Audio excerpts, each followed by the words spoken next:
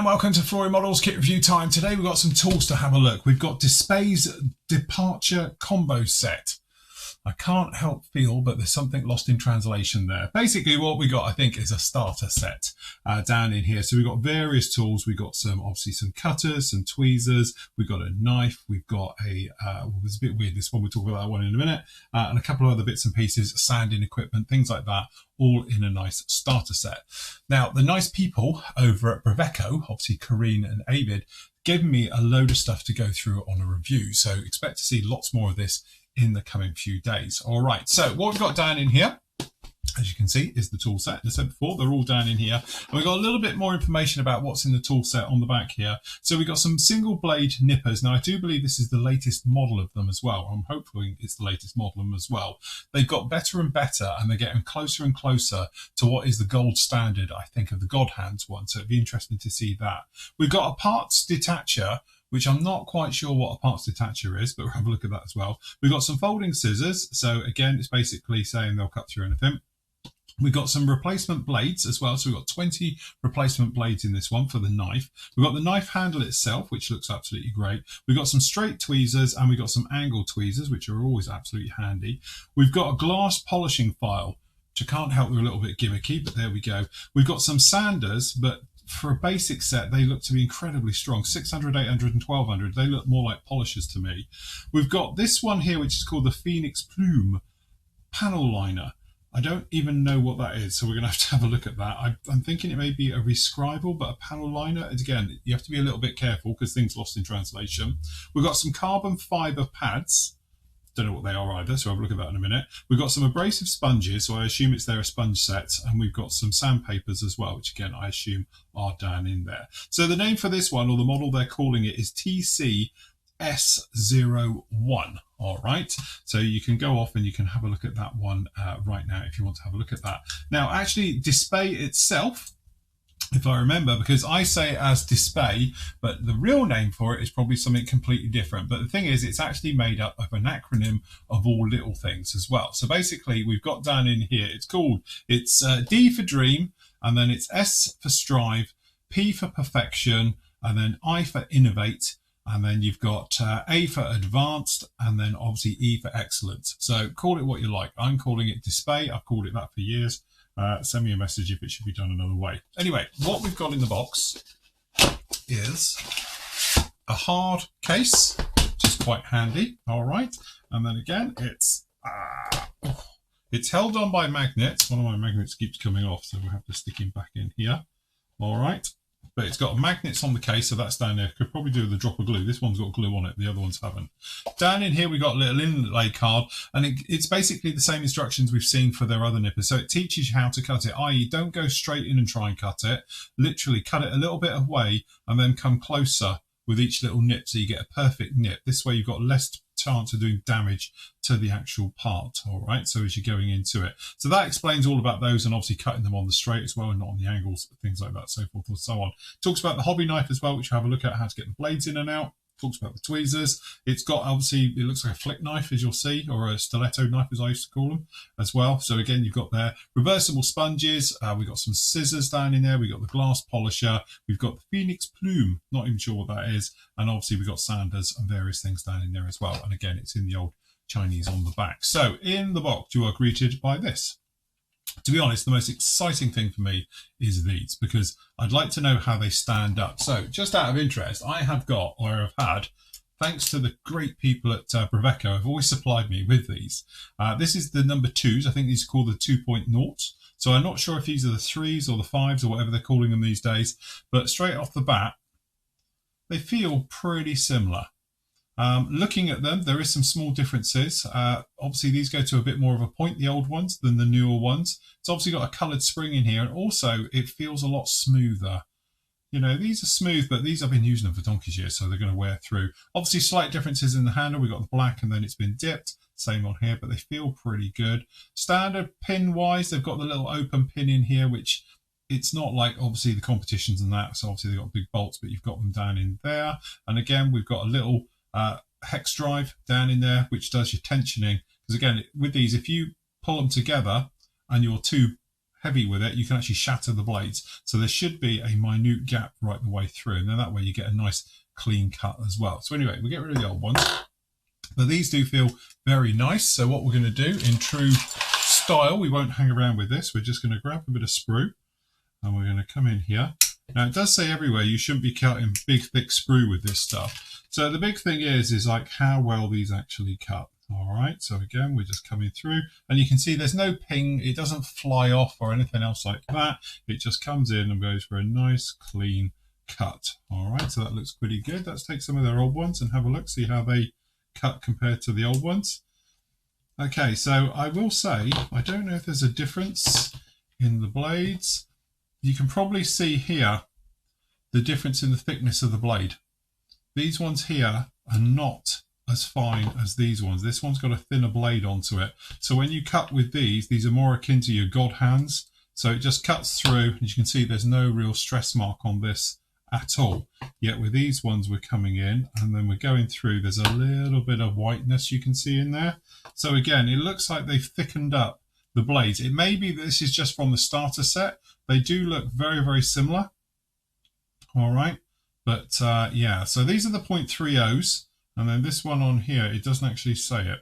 It's got a different number on there, so I'm not too sure. But definitely the older ones, the 0.3s, or the sort of the 0.3.0, I should say, definitely have got a finer cut than these ones have. All right. So again, we've got this one, so that's quite nice. We'll pop them back. Then we've got this. So this is basically it's a stiletto knife, as I used to know them as. All right. So it goes in. So it locks the blade there. It feels very sharp. So just out of interest, I think the way that this works is when you've got a piece and you can't get in there too easy, perhaps something else, you can just come in like this, put it in, and then you can cut. So what I'm going to do is I'm just going to see how well this performs. Yeah, it works very nicely. Let's go for something a bit tighter. Get it in here. Yeah. That's the trick, no problem at all. So yeah, I can understand getting bits off. If you got bits that are on, so you could just come into like this and just push down, all right? And you can cut the parts off the sprues if you wanted to by coming in and just pushing down. And it is a nice clean cut. Where this will come into its own is obviously these, you wouldn't want to be cutting through fixed stuff like, if I get a bit here, my kits. You know when you get some stuff that's really, really thick? So, you know, we've got an old kit down on here. You know, if you've got really thick, to be honest, this one isn't too bad in the great scheme of things, all right? But you probably wouldn't want to come along with your finest DSPIAE cutters and try and get into here. And again, it's a little bit difficult to get in there. So what you could do, you could grab this little guy, keep it nice and flat. You can come in like this, and you can cut it off. And actually this works quite well on big stuff. So again, you can probably see that's actually not a bad cut on there at all. Easy cleanup with that. This has got flash all over it and all the rest of it. But you know what I mean? You know that thing where you got really big annoying parts you've got to get off and you can't get in, like these down in here, they're really too big to do with any other cutter. You can come in for this, cut, cut. And actually, as you can see, that's not bad at all. Couple of swipes with the sander, rock and roll, you're in business. So yeah, I can get that. That actually works very nicely. Keep them, might need them bits. So to retract it, literally you just push it in, the button, which is on this side. So we're just going to push down and retract it in, and it's locked in there. Bring it out, click it out, press button in, retract it. Good to go. So yeah, I can see the usefulness for that. I'll be honest with you, I didn't when I first saw it. Okay, next up we've got a very nice knife.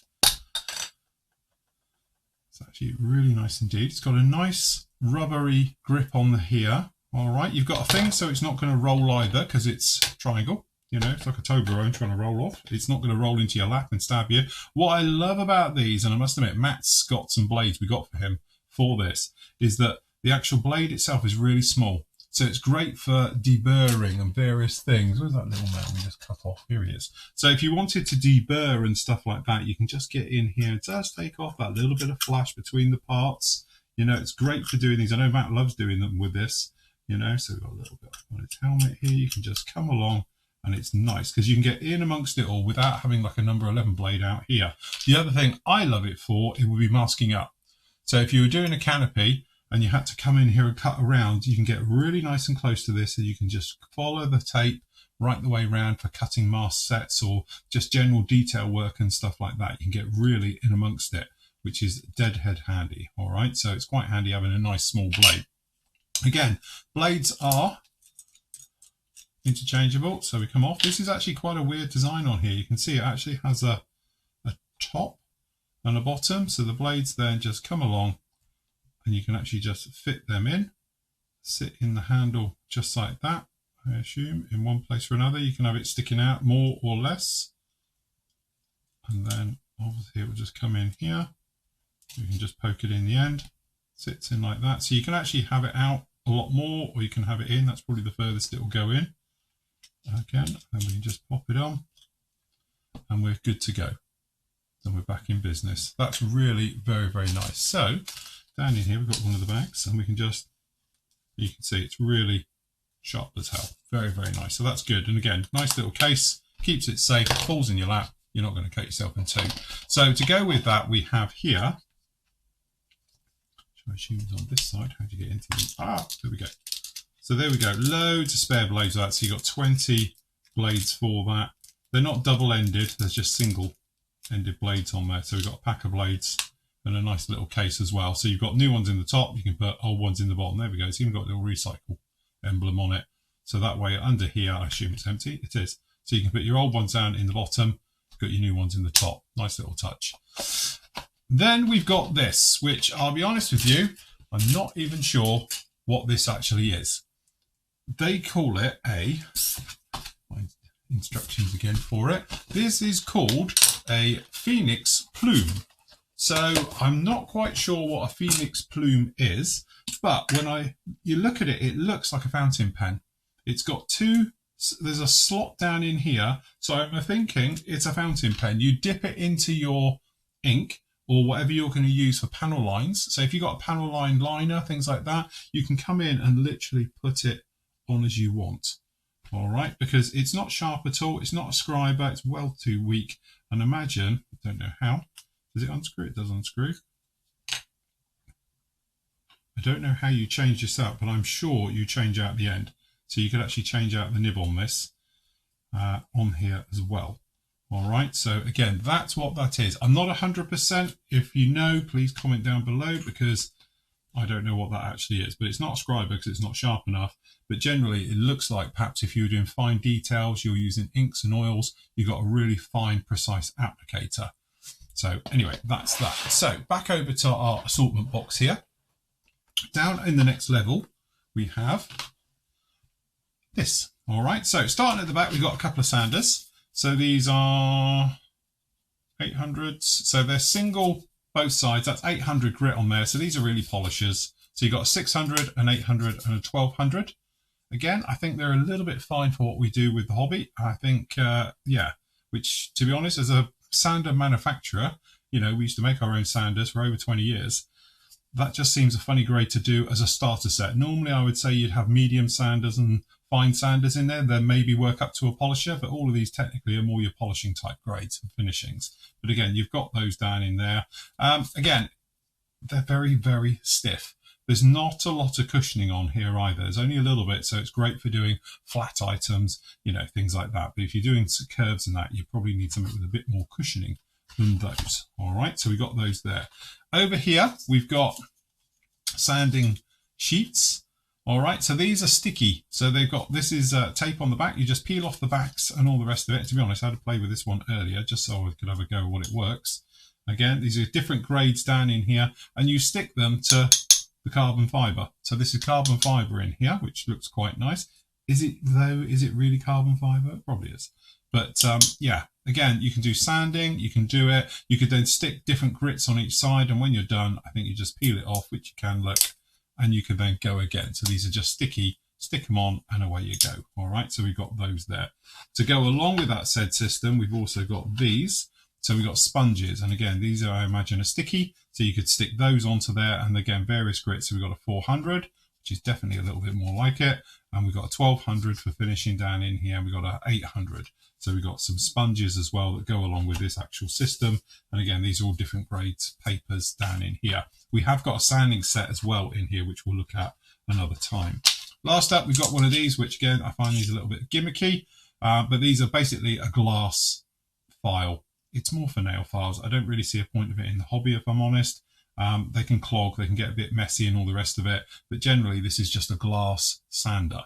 So, you know, literally you can go around and polish up with them. But again, in our world, because it's so hard, it's great for doing flat things, but if you want anything on a curve, which most things are, it doesn't really work very well. But anyway, you've got one of those in there. Very nice indeed. Then we've got these, which are very nice scissors. Let's test the cutting capability on a bit of crappy plastic. So, oh, they're nice. They cut really, really nice, actually. Yeah, no problem with those. So, handy pair of scissors. Let's face it, you should always have a pair of scissors because they come in really handy. And these fold up. So, again, very handy to have those. Then we've got some tweezers. And again, tweezers are, it's just that thing. These are absolutely lethally sharp. I mean, proper sharp. And to be honest, a good pair of tweezers is worth their weight in gold, and they look like they're fantastic. The great thing about good tweezers is you can pick up tiny little objects. There's hardly any pressure on the end of this, and they don't ping off and fly up into infinity. All right, so you can just grab them really lightly and away you go. So again, good quality tweezers that meet at the tip. Again, they're worth their weight in gold, and obviously these are DSPIAE ones as well, so that's very nice. And obviously we've got a curved one down in here. All right, so again, lethally sharp. You could do some damage with that. But again, for those tiny little bits of photo etch, those tiny little levers and handles you need to put in, obviously, you know, these are worth their weight in gold. Really, really good. And there you sort of have it. So, you know, at the end of the day, the only thing that's slightly disappointing in these is these. I think these are great for a starter set, but clearly you can see the thickness of the blade at the back here on this one compared to the 0.30. This one's half the thickness. So this thing just glides like butter. Very, very nice indeed. But I suppose let's just have a proper test.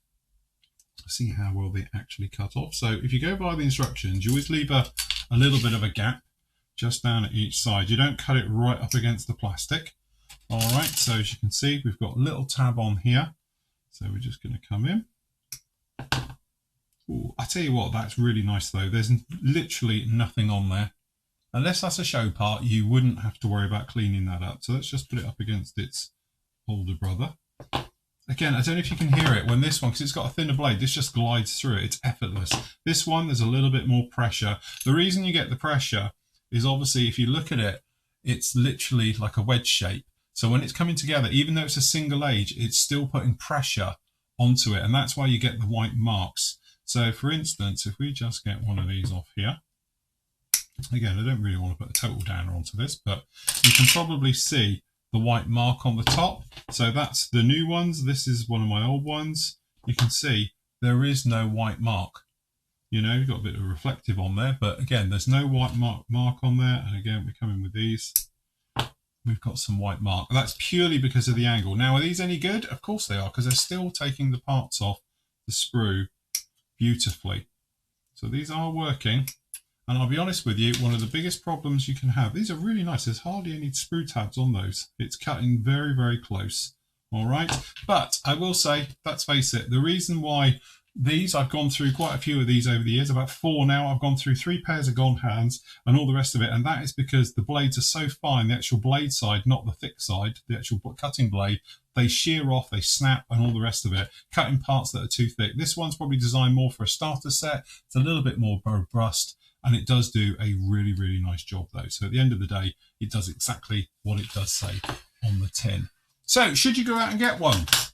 Again, it's really nice. It's got a nice little presentation case. The knives, absolutely mega. Love those. The cutters, single blade nippers, absolutely fine. I think you'll love them as well and all the rest of it. The sanding stuff in there, yeah, I'm probably being really biased. You know, I used to manufacture sanders, so I do know what I'm talking about. But again, they're very practical. They'll do the job. But I think a good set of normal sandals will probably serve you a little bit better. But generally, though, a really nice set. So if you are coming back to the hobby, or you just fancy it because it's DSPIAE and it's in red, and that's basic, I've got lots of it around here. I've got holders over there. I've got hold and folds here. I've got a stack of them all up behind me of boxes that I've had over the years. It's really, really good stuff as well. Anyway, there we go. You can get that one now over at Braveco in the Netherlands as well. They do ship worldwide, not a problem. You can go over on their site. Links are down below.